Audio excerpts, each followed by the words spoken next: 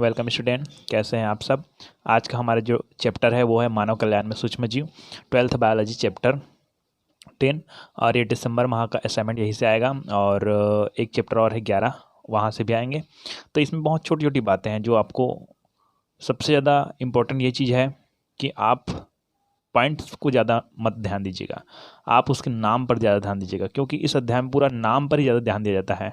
क्योंकि बीजाणु, जीवाणु, इनमें बहुत सारे नाम आपको मिलेंगे। ठीक है, ओके। तो शुरू करते हैं हम लोग जीवाणु। तो जीवाणु क्या है? यह एक कोशिकीय प्रोक्रियाटिक, दो कोशिका होती है, ये तो यूकैरियोटिक होती है, एक तो प्रोक्रियाटिक होती है। ओके। और एक कोशिका बहुकोशिकीय कोशिका होती है ना। कोशिका दो प्रकार की होती है ना। देखिए, दो तरह से होती है। एक तो क्या है कि एक कोशिकीय वाला बात ये अलग है, एक कोशिकीय और बहुकोशिकीय, और ये वाला बात अलग है कि प्रोक्रियाटिक और यूकैरियोटिक। ओके। तो यह एक कोशिकीय प्रोकैरियोटिक तथा प्रायः अप्रकाशन संश्लेषी सरल जीव होते हैं, ये जो जीवाणु है ना, जिनके कोशिका की कोशिका भित्ति म्यूकोपेप्टाइड की बनी होती है। इसका पूरा का पूरा डिटेल आप 11वीं में पढ़ चुके हैं, है ना, कि जीवाणु कोशिका क्या है। लेकिन मैंने थोड़ा सा जानकारी दी जीवाणु क्या है, हमारा मेन पॉइंट वही नहीं है। अब मानव कल्याण में सूक्ष्म जीव का सबसे पहला मेन पॉइंट आता है ना, घरेलू उत्पादों में सूक्ष्म। यहाँ पर मैं विषाणु का भी पॉइंट डाला हूँ, लेकिन ये जरूरी नहीं है ना। घरेलू उत्पादों में सूक्ष्म जीव, तो आपका क्वेश्चन क्या बनेगा? देखिए, घरेलू उत्पादों में सूक्ष्म जीवों की भूमिका को समझाइए। औद्योगिक उत्पादों में सूक्ष्म जीवों की भूमिका को समझाइए। वाहित मल में सूक्ष्म जीवों की उपयोगिता को समझाइए। यही हमारा मेन टॉपिक बनता जाएगा। चलिए, तो सबसे पहला आपका टॉपिक बनता है वो है घरेलू उत्पादों में सूक्ष्म जीव। तो सबसे पहला पॉइंट आता है दही। ये सब आप खा लिए होंगे, है ना। ऐसा लगता है एक ये जो टॉपिक है बहुत ही इंटरेस्टिंग टॉपिक है, क्योंकि इसमें ना डिटेल्स में कोई बड़ी बात नहीं होती है, बस नाम में बात होती है। चलिए देखते हैं। दही, इसे दूध में जीवाणुओं के द्वारा किण्वन क्रिया के फलस्वरूप प्राप्त किया जाता है। मतलब जब जो दूध है उसमें किण्वन क्रिया करवाएंगे, पहले आप जानते हैं कि जामुन दिया जाता है, जामन बोलते हैं उसको, शायद जामन, थोड़ा सा जामन दिया जाता है ना। ठीक है, तभी दूध में हम लोग जामन डालते हैं, तब क्या हो जाता है कि वह दही में परिवर्तित होता है। तो उस जामन में क्या होता है, उसी जामन में जीवाणु होते हैं, है ना। तो इसे किसको दही पहला पॉइंट है आपका, है ना। तो इसे दूध में जीवाणुओं के द्वारा किण्वन क्रिया के फलस्वरूप प्राप्त किया जाता है ना। दूध से दही के निर्माण में भाग लेने वाले जीवाणुओं में लैक्टिक एसिड जीवाणु होते हैं। ओके। आपका क्वेश्चन यही पर एक बनता है कि दही के निर्माण में उपयुक्त सूक्ष्म जीवों का नाम लिखिए। तो आपको यही याद करना है ना, कि दूध से दही के निर्माण में भाग लेने वाले जीवाणु लैक्टिक एसिड जीवाणु होते हैं, जिसका नाम क्या है? देखिए, लैक्टिक एसिड जीवाणु होते हैं लैक्टोबैसिलस वल्गेरिकस। ओके, लैक्टोबैसिलस वल्गेरिकस और लैक्टोबैसिलस एसिडोफिलस, जिनमें प्रमुख है। ओके, ये दही, ये क्लियर हो गया आपको। दूसरा चलते हैं हम लोग डोसा, इडली, उपमा। ये सब तो खाए होंगे आप लोग भी, है ना। मैं तो नहीं खाया हूँ, इसको क्या बोलते हैं, खाया होंगे, मुझे ही पता नहीं है ना। यह उत्पाद भी किण्वन द्वारा तैयार किए जाते हैं। ये दोनों खा लिया हूँ, ओके। यह उत्पाद भी किण्वन के द्वारा तैयार किए जाते हैं। इस प्रक्रिया में एक या एक से अधिक प्रकार के सूक्ष्म जीवों को उपयोग किया जाता है। यह उत्पाद भी किण्वन के द्वारा, किण्वन मतलब ये एक ऐसी प्रक्रिया है जिसमें जीवों को यूज़ करते हैं ना, तो वो क्या करता है, जो भोज्य पदार्थ है, खाद्य पदार्थ है, उसको थोड़ा थोड़ा ना किण्वित करती है। सीधी बात यह है कि जैसे कि कोई अच्छा पदार्थ है वो सड़ने लग जाता है ना, तो कुछ ऐसे पदार्थ होते हैं जो कि सड़ने की क्रिया के फलस्वरूप भी हमारे लिए उपयोगी होते जाता है। जैसे कि डबल रोटी वगैरह है, वो क्या होता है कि हमारे लिए जितना भी वो खराब होते जाएगा ना, वो हमारे लिए और ज़्यादा उपयोग होते जाएगा। ठीक है, मतलब खराब का मतलब पूरा खराब वाला नहीं बोल रहा हूँ, मतलब कहा जाए उसमें किण्वन होती जाएगी, जीवाणु उस पर क्रिया करते जाएंगे। तो एक्चुअली में वो जो उसका जो सॉलिड रूप है, ठोस रूप है, वो थोड़ा थोड़ा कुछ पदार्थ के रूप, थोड़ा द्रव के रूप में या लिक्विड के रूप में बनना तैयार हो जाएगा, तो वो हमारे लिए उपयोगी हो जाएगा। ओके। तो यह उत्पाद भी किण्वन द्वारा तैयार किए जाते हैं। इस प्रक्रिया में एक या एक से अधिक प्रकार के सूक्ष्म जीव का उपयोग किया जाता है। इसमें स्ट्रेप्टोकोकस फिकेलिस, याद रखिएगा, डोसा इडली के लिए किस जीवाणु का यूज़ करते हैं, तो इसमें स्ट्रेप्टोकोकस फिकेलिस, है ना, व पेडिकोकस सेरेविसी प्रमुख हैं। इसमें स्ट्रेप्टोकोकस फिकेलिस और ये इसका नाम है पेडिकोकस सेरेविसी, है ना, प्रमुख है डोसा इडली के निर्माण में। और आगे चलते हैं, पनीर निर्माण में सूक्ष्म जीव। ये पूरा का पूरा क्या है, घरेलू उत्पाद में सूक्ष्म जीव के आधार पर हम लोग आगे चल रहे हैं, है ना। चलिए, तो घरेलू उत्पाद का अगला जो पॉइंट आता है आपका आता है पनीर निर्माण में सूक्ष्म जीव। अब पनीर भी बहुत सारे प्रकार के होते हैं, धीरे धीरे सब समझेंगे कि पनीर एक प्रमुख दुग्ध उत्पाद है। इसके निम्न प्रकार हैं, है ना। एक तो कच्ची पनीर, पकी पनीर, रॉकफोर्ट पनीर, है ना। ये सब पनीर के क्या है, प्रकार है। जैसे कि एक और क्या है, कैमेम्बर्ट पनीर, कैमेम्बर्ट पनीर, ठीक है। ये सब पनीर है ना। चलिए, मतलब इसमें क्या होता है कि पनीर के निर्माण में भी अनेक प्रकार के सूक्ष्मजीव का उपयोग होता है ना। दुग्ध उत्पाद है, इसके लिए निम्न प्रकार के होते हैं, मतलब पनीर निम्न प्रकार के हो सकते हैं, कच्ची पनीर, पकी पनीर, रॉकफोर्ट पनीर और कैमेम्बर्ट पनीर, ठीक है। अब देखिए कि कच्ची पनीर निर्माण में ये जो पहला एक को बस डिटेल कर रहा हूँ मैं, कि कच्ची पनीर के निर्माण में स्ट्रेप्टोकोक्कस लैक्टिक, है ना, और स्ट्रेप्टोकोक्कस क्रोमोरिस, क्लियर हो रही है आपको कि ये कच्ची पनीर है, ठीक है, जिसमें स्ट्रेप्टोकोक्कस लैक्टिस, है ना, और स्ट्रेप्टोकोक्कस क्रीमोरिस आदि सूक्ष्मजीव का उपयोग किया जाता है, ठीक है। यहाँ पर एक क्वेश्चन बनता है कि पनीर निर्माण को समझाइए। पनीर के निर्माण, तो पनीर के निर्माण को लड़कियां अच्छी तरह से जानते हैं कि हम लोग कैसे पनीर निर्माण करते हैं, इसलिए यहाँ पर मैं डिटेल नहीं किया हूँ, है ना। क्योंकि पनीर के निर्माण में आप जानते हो कि सबसे पहले दूध है और उसमें दही बनता है ना। तो ये सब कच्ची पनीर जब निर्माण करते हैं तो दूध है उसको फटा दिया जाता है नींबू डालकर वगैरह और बहुत सारी चीज़, तो उसको कहानी के रूप में लिखना है पनीर के निर्माण को, ठीक है। और नहीं लिखेंगे तो भी चलेगा, इंपॉर्टेंट क्वेश्चन नहीं है, वो सोच सोच के लिखने का है ना। चलिए, तो घरेलू उत्पाद में 3 उत्पाद हो गए। चौथा उत्पाद योगार्ट, है ना। योगार्ट, इसे दूध में लैक्टोबैसिलस वल्गेरिकस, ये याद रखेगा नाम। इसमें सब जितने भी डिटेल मैं कर रहा हूँ उसमें ना आपको सूक्ष्मजीव का नाम याद रखना है। दही के लिए क्या है, लैक्टोबैसिलस एसिडोफिलस, ठीक है। डोसा इडली के लिए क्या है, स्ट्रेप्टोकोकस फिकेलिस, ठीक है। और पनीर के लिए क्या है, स्ट्रेप्टोकोकस क्रीमोरिस, स्ट्रेप्टोकोकस लैक्टिस, यही सब मेन है ना। योगार्टा, इसे दूध से लैक्टोबैसिलस वल्गेरिकस एवं स्ट्रेप्टोकोकस थर्मोफिलस नामक जीवाणु की सहायता से बनाया जाता है ना। ये योगार्ट है उसको। इसमें भी किसकी आवश्यकता पड़ती है, सूक्ष्मजीव की आवश्यकता पड़ती है। आगे आता है डबल रोटी, जो गली गली ना पहले बिकता था, आजकल तो नहीं बिकता है ना। चलिए, तो गेहूं के आटे में बेकर्स ईस्ट, है ना, बेकर्स ईस्ट बोलते हैं इसको। ईस्ट एक प्रकार से सूक्ष्मजीव है। तो गेहूं के आटे में बेकर्स ईस्ट, जिसको हम लोग कहते हैं सैक्रोमाइसिस सीरेविसी, ठीक है, मिलाकर गूथा जाता है गेहूं के आटे को, ठीक है, तथा किण्वन के फलस्वरूप डबल रोटी प्राप्त करते हैं। मतलब पहले इसमें गूथा जाता है ना, तो क्या होता है कि गेहूं के आटे को ये क्या करता है, एक प्रकार से किण्वन करता है, ये सैक्रोमाइसिस सीरेविसी है वो, तब क्या बनता है, डबल रोटी, ठीक है। और ज़्यादा देखना है तो आप उद्योग में जा सकते हैं सीधा, है ना। चलिए, तो दूसरा आपका टॉपिक बनता है, दूसरा टॉपिक, पहला टॉपिक हो गया घरेलू उत्पाद में सूक्ष्मजीव। आगे आता है दूसरा टॉपिक कि औद्योगिक उत्पाद में सूक्ष्मजीव। इसमें भी डिटेल्स में कोई बड़ी बात नहीं, बट आपको नाम अच्छे से याद रखना है, और सबका नाम को बार बार रिपीट करेंगे तभी याद होगा, ऐसे नाम एकदम सिंपल से याद नहीं होते हैं ना। चलिए, तो औद्योगिक उत्पादों में सूक्ष्मजीव हमारा सेकंड टॉपिक है। और सेकंड टॉपिक का ये जो पहला नंबर का जो पॉइंट है, इसको ए कर देते हैं, ए उसका, क्योंकि इसके अंतर्गत और बहुत सारे पॉइंट हैं इसलिए एक कर देते हैं इसको। औषधि उद्योग में सूक्ष्मजीव, है ना। तो कौन कौन से औषधि उद्योग हैं जहाँ पर सूक्ष्मजीव का यूज़ किया जाता है, वो हम लोग सब पढ़ने वाले हैं ना। तो औषधि उद्योग में सूक्ष्मजीवों का उपयोग विभिन्न प्रकार की औषधि, जैसे प्रतिजैविक, एंटीबायोटिक, स्टेरॉइड, विटामिन, टीके, मानव प्रोटीन या मानव हार्मोन्स वगैरह, ठीक है, आदि उत्पादन में किया जाता है, ठीक है। ये जो सूक्ष्मजीव का औषधि उद्योग में सूक्ष्मजीव का जो उपयोग है प्रतिजैविक के लिए, स्टेरॉइड के लिए, विटामिन के लिए, टीके के लिए आदि के उत्पादन में किया जाता है, किसको, सूक्ष्मजीव को। अब इसमें सूक्ष्मजीव का नाम कैसे कैसे याद करेंगे, आगे हम लोग सब समझते जाएंगे। तो औषधि उद्योग में सूक्ष्मजीव, ये तो क्लियर हो गई। अब इसके अंतर्गत पहला पॉइंट डालेंगे आप लोग प्रतिजैविक, एंटीबायोटिक, है ना। तो प्रतिजैविक, है ना, प्रतिजैविक क्या है भाई, एंटीबायोटिक क्या है। तो प्रतिजैविक शब्द का सर्वप्रथम उपयोग, है ना, एक वैज्ञानिक है जो कि सबसे पहले क्वेश्चन ये बन सकती है आपकी कि जो प्रतिजैविक है ना, अर्थात एंटीबायोटिक है, उस प्रतिजैविक शब्द का उपयोग सर्वप्रथम किसने किया था, है ना।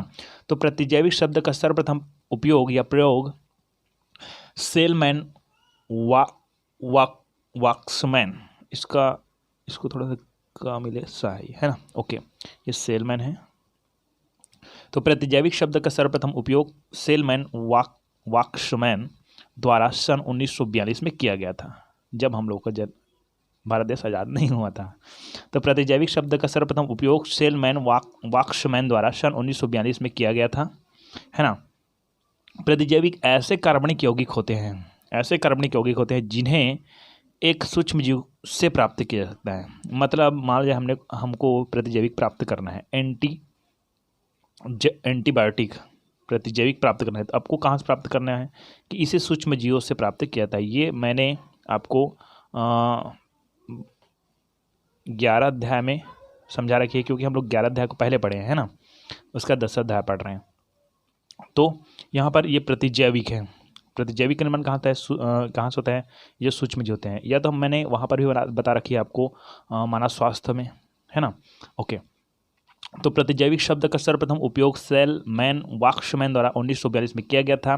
प्रतिजैविक ऐसे कार्बनिक यौगिक होते हैं जिन्हें एक सूक्ष्म जीव से प्राप्त किया जाता है, सूक्ष्म जीव से प्राप्त होता है, सूक्ष्म जीव से अधिकतर प्राप्त किया जाता है ये प्रतिजैविक, है ना। तथा उसका उपयोग अन्य सूक्ष्म जीवों की वृद्धि को रोकने अथवा उन्हें नष्ट करने के लिए किया जाता है। मतलब सूक्ष्म जीव से ही इसको प्राप्त किया जा सकता है, और जो अन्य सूक्ष्म जीव है उसको मारने के लिए या नष्ट करने के लिए इस प्रतिजैविक का यूज़ किया जाता है। मतलब क्या है कि उसी को प्राप्त करो और उसी की जाति को मार डालो। ओके, तो प्रतिजैविक यही है ना।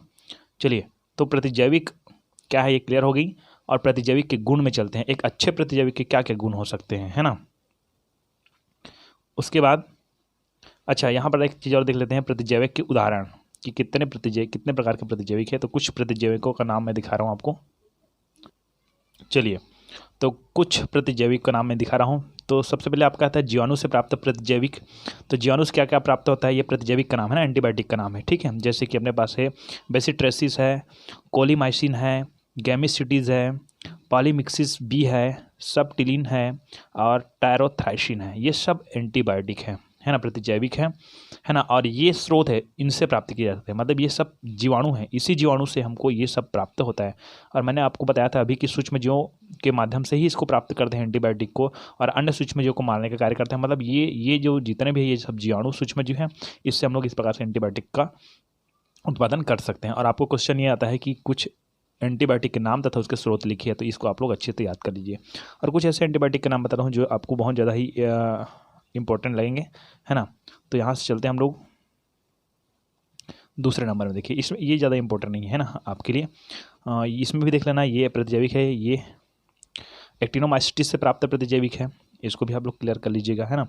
और सबसे इम्पोर्टेंट में ये आता है आपका कि कवक से प्राप्त प्रतिजैविक, है ना। तो इसमें देखिए आप पेनिसिलियम क्रैसोजिनम,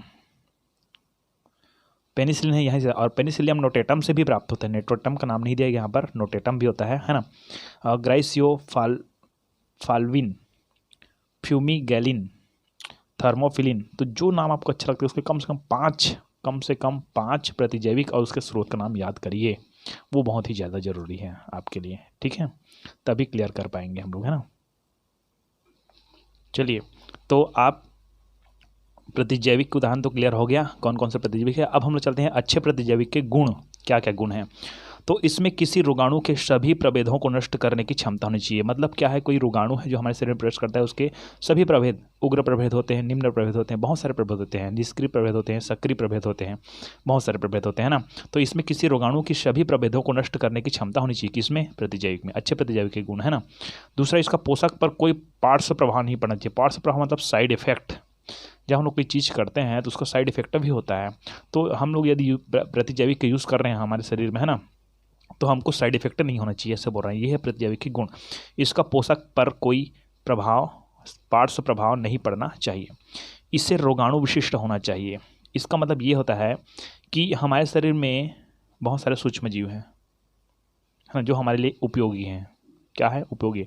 अब यदि हम लोग एंटीबायोटिक का यूज़ करते हैं और वो जो अच्छे वाले जो हमारे लिए सूक्ष्म जीव है, जो हमारे शरीर के लिए उपयोगी, उसी सूक्ष्म जीव को अगर मार देता है तो ये अच्छा प्रतिजैविक नहीं है। ओके, तो क्या बोला जा रहा है इसी को कि इसे रोगाणु विशिष्ट होना चाहिए, मतलब रोगाणु को पहचानना चाहिए कि वो जो हमारे लिए उपयोगी है उसको नहीं मारना चाहिए हमारे शरीर में, है ना। तो ये रोगाणु विशिष्ट होना चाहिए ताकि शरीर के उपयोगी अन्य सूक्ष्म जीव पर कोई कुप्रभाव ना पड़े। तो इस तरह से ये है औद्योगिक उत्पादों में सूक्ष्म जीव। तो ये क्लियर कर लीजिए, है ना। उसका पहला पॉइंट औषधि उद्योग में सूक्ष्म जीव, ठीक है। दूसरा टॉपिक आपका क्या था, दूसरा टॉपिक आपका था औद्योगिक उत्पादन में सूक्ष्म जीव, जिसमें से ए में लिखे थे हम लोग औषधि उत्पादन में सूक्ष्म जीव। तो ए में पहला नंबर का आया था प्रतिजैविक, ठीक है। अब दूसरा में चलते हैं हम लोग स्टेरॉइड में। किन चलते हैं, स्टेरॉइड में। स्टेरॉइड उत्पादन क्लियर कर लेते हैं कि स्टेरॉइड जटिल कार्बनिक यौगिक है ना, जटिल कार्बनिक यौगिक है। ये 3 साइक्लोहेक्सेन वलय मतलब रिंग, है ना। ये 3 साइक्लोहेक्सेन वलय एवं 1 साइक्लोपेंटेन वलय युक्त पर हाइड्रोक्सी साइक्लोपेंटेन नामक संतृप्त टेट्रासाइक्लिन हाइड्रोकार्बन है।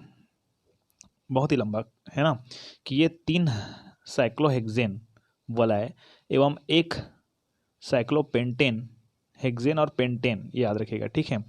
साइक्लोहेक्सेन वलय एवं 1 साइक्लोपेंटेन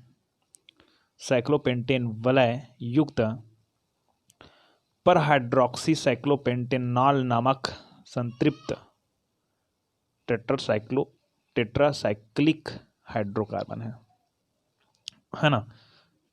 यदि आप चाहते तो इतना भी लिख सकते हैं कि स्टेरॉइड जटिल कार्बनिक यौगिक है ना। ये 3 साइक्लोहेक्सेन वलय एवं 1 साइक्लोहेक्सेन वलय युक्त टेट्रासाइक्लिन हाइड्रोकार्बन है। इसका बीच का आप काट सकते हैं, ठीक है। टेट्रासाइक्लिन हाइड्रोकार्बन है। इसके अंतर्गत कोलेस्टेरॉल, पित्त अम्ल, पित्तरस, नर हार्मोन्स, टेस्टोस्टेरॉन, मादा हार्मोन्स, प्रोजेस्टेरॉन, एस्ट्रोजेन एवं आर्गोस्टेरॉन आदि आते हैं। इसमें हर चीज़ को नाम लिखना जरूरी है। इसके अंतर्गत कोलेस्ट्रॉल, पित्तरस, नर हार्मोन्स, टेस्टोस्टेरॉन एक ही है ना, अलग अलग मत कर देना। नर हार्मोन्स टेस्टोस्टेरॉन और मादा हार्मोन्स प्रोजेस्टेरॉन। नर हार्मोन्स टेस्टोस्टेरॉन, है ना, और मादा हार्मोन्स प्रोजेस्टेरॉन, ठीक है, आदि आते हैं। किसके अंतर्गत, स्टेरॉइड उत्पादन के अंतर्गत, है ना। स्टेरॉइड उत्पादन को समझाइए। तो स्टेरॉइड कोई अलग से नाम नहीं है ना, ये सब जितने इसके अंतर्गत आते हैं ना, इसको एक साथ हम लोग बोलेंगे स्टेरॉइड का उत्पादन, स्टेरॉइडों का उत्पादन। ओके, चलिए, तो ये क्लियर हो गया। अब हम लोग चलते हैं कि कौन कौन से स्टेरॉइड कैसे प्राप्त होते हैं। देखिए, स्टेरॉइड का उत्पादन विभिन्न प्रकार के रसायनों पर सूक्ष्म जीवों की क्रिया द्वारा किया जाता है। प्रोजेस्टेरॉन का उत्पादन करने के लिए विभिन्न प्रकार के सूक्ष्म जीवों का उपयोग किया जाता है। उदाहरण में आता है आपका राइजोपस नाइग्रिकैंस, है ना।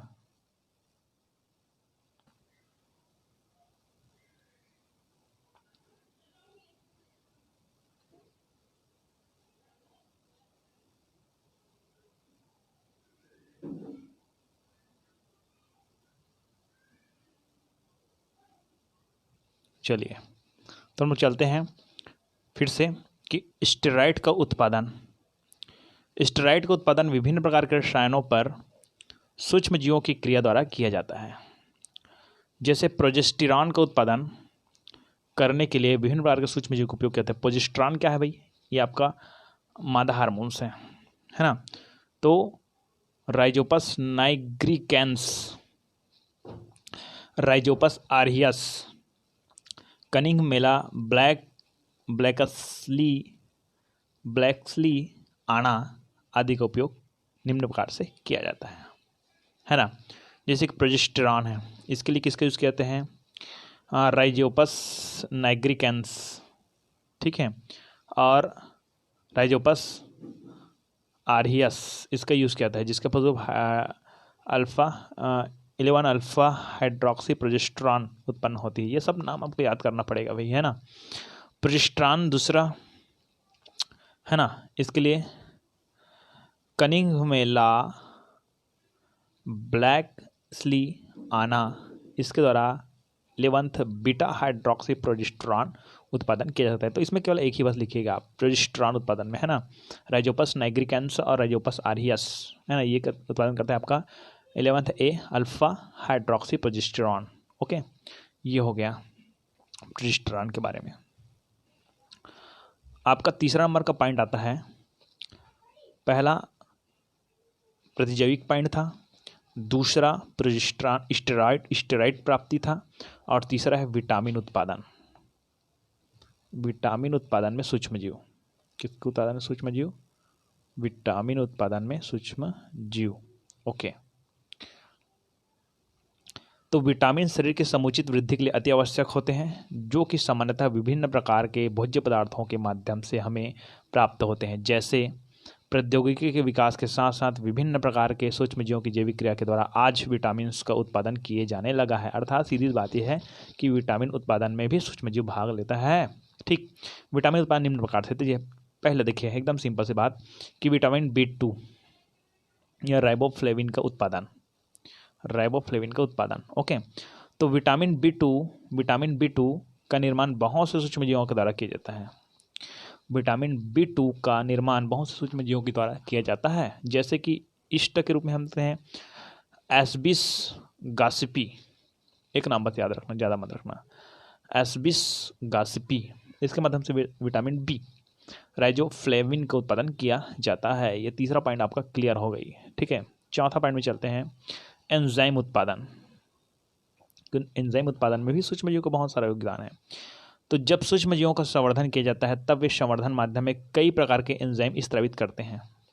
जब सूक्ष्मजीव है, सूक्ष्मजीव का संवर्धन किया जाता है, संवर्धन माध्यम होता है ना जहाँ पर उसको बढ़ाया जाता है। ओके, तो संवर्धन किया जाता है तब वे संवर्धन माध्यम में कई प्रकार के एंजाइम स्रावित करते हैं। इन्हें बाह्य कोशिकीय एंजाइम कहते हैं। बृहद स्तर पर इन एंजाइमों का उत्पादन अर्ध ठोस किण्वन अथवा ठोस किण्वन विधि का उपयोग करके किया जाता है। या इसको मत लिखिए, इस पॉइंट को मत लिखिए आप, बृहद स्तर पर एंजाइम वाला का पॉइंट लिखने की जरूरत नहीं है। आपको क्या करना है कि जब सूक्ष्मजीवों का संवर्धन किया जाता है, जब सूक्ष्मजीवों का संवर्धन किया जाता है तब वे संवर्धन माध्यम में कई प्रकार के एंजाइम स्रावित करते हैं। इन्हें बाह्य कोशिकीय एंजाइम कहते हैं। ठीक है, देखिए इस विधि में सबस्ट्रेस क्रियाकारक बोलते हैं उसको, सबस्ट्रेट को क्रियाकारक, है ना। तो सबस्ट्रेट या ब्रांड को इस विधि में सबस्ट्रेट अर्थात क्रियाकारक को, जो क्रिया का कारक है, कारक मतलब समझते हैं करने वाला है वो। ठीक है, तो इस विधि में सबस्ट्रेस क्रियाकारक को ब्रांड भी बोलते हैं, उसको ब्रांड को मत लिखना। इस विधि में सबस्ट्रेस को पहले निर्जर्मीकृत किया जाता है। निर्जर्मीकृत मतलब उसमें कोई जर्म नहीं होना चाहिए, मतलब कोई अन्य जर्म नहीं, जर्म मतलब अशुद्धियाँ एक प्रकार से। ठीक है, या कहा जाए उसमें कोई अन्य सूक्ष्मजीव। तो इस विधि में सबस्ट्रेट को पहले निर्जर्मीकृत किया जाता है, तत्पश्चात उसमें कवक या वांछित सूक्ष्मजीव के जीवाणु को मिलाकर एक निश्चित तापक्रम पर कुछ समय के लिए रख दिया जाता है। क्लियर हो रही है? इस विधि में जो सबस्ट्रेस है उस सबस्ट्रेस को सबसे पहले निर्जर्मीकृत किया जाता है, मतलब उसमें कोई और सूक्ष्मजीव नहीं होना चाहिए, है ना। तत्पश्चात उसमें कवक, उसी सबस्ट्रेस में कवक या तो वांछित सूक्ष्मजीव है कि जीवाणु को मिलाकर एक निश्चित तापक्रम पर कुछ समय के लिए क्या कर देते हैं, रख देते हैं। इस प्रक्रिया में ब्रांड का किण्वन होता है। ठीक है ना, मतलब किण्वन होता है, और इस किण्वित पदार्थ में एंजाइम को पृथक कर लिया जाता है। इस किण्वित पदार्थ में से एंजाइम को पृथक कर लिया जाता है। जब ये सबस्ट्रेस उसको निर्जर्मीकृत करके उसमें कवक या सूक्ष्मजीव जीवाणु मिलाते हैं ना, उस समय वहाँ पर वो एंजाइम का उत्पादन करते हैं। ठीक है, किण्वित करते हैं, सीधी बात है ना। और इस प्रक्रिया में जो ब्रांड है मतलब क्या है, सबस्ट्रेट, ब्रांड को ही हम लोग क्या बोलते हैं, सबस्ट्रेट। इस प्रक्रिया में सबस्ट्रेट का किण्वन होता है, और इस किण्वन पदार्थ में से किसको निकाल लिया जाता है, एंजाइम को बाहर निकाल लिया जाता है। अतः इस सूक्ष्मजीव का उपयोग किसके लिए किया जाता है, एंजाइम के उत्पादन में भी किया जाता है। कुछ ऐसे उदाहरण देखिए, एक है एमाइलेज, है ना, ये एक एंजाइम है ना। तो इस एंजाइम को कहाँ से प्राप्त किया जाता है, एमाइलेज, एस्परजिलस नाइगर। ठीक है, स्रोत है इसका, जीवाणु जिसका नाम है सूक्ष्मजीव है जिसका नाम है एस्परजिलस नाइगर। ये जो सूक्ष्मजीव है उसका नाम है एस्परजिलस नाइगर। इस सूक्ष्मजीव का नाम है एस्परजिलस नाइगर, जिससे हम लोग निकालते हैं क्या, एमाइलेज। और कहाँ से, इसका जो सबस्ट्रेस कौन है, गेहूँ पर हम लोग एस्परजिलस नाइगर को हम लोग कर देते हैं।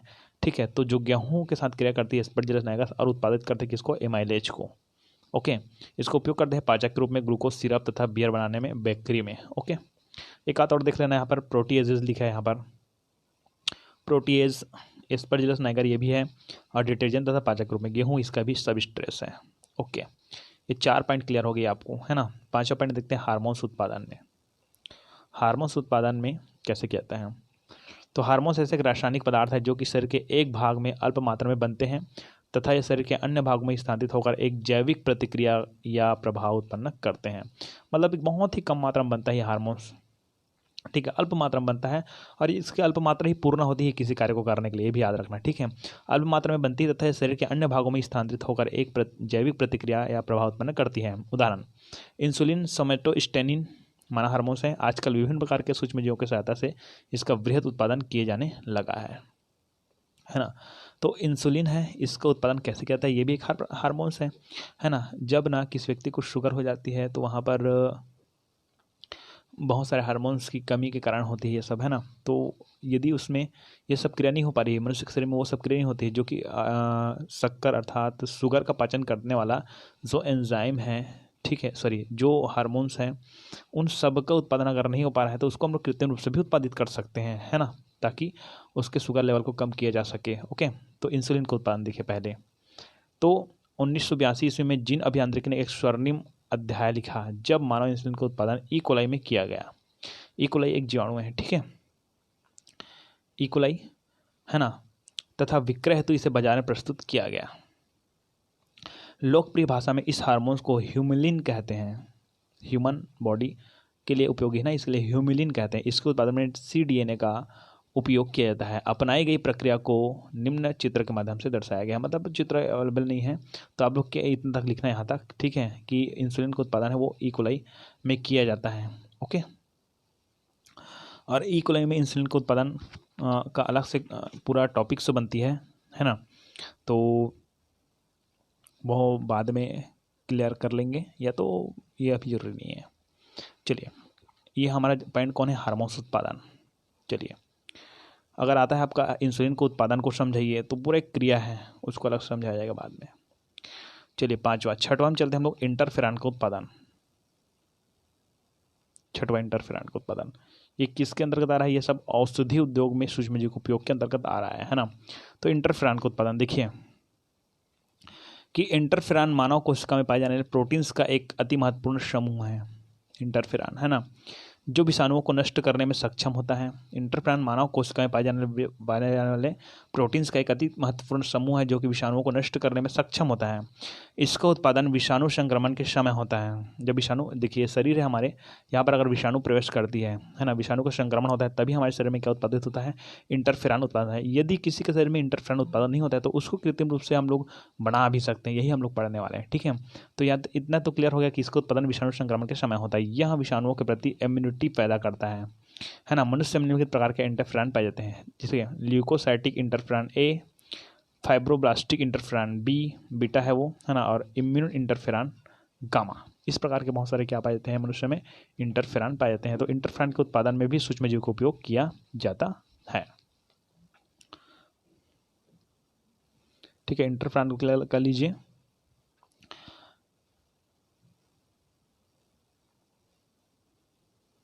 चलिए, तो 7वां नंबर का पॉइंट आता है, वो आता है वैक्सीन का उत्पादन। वैक्सीन मतलब एक प्रकार से क्या है, टीका।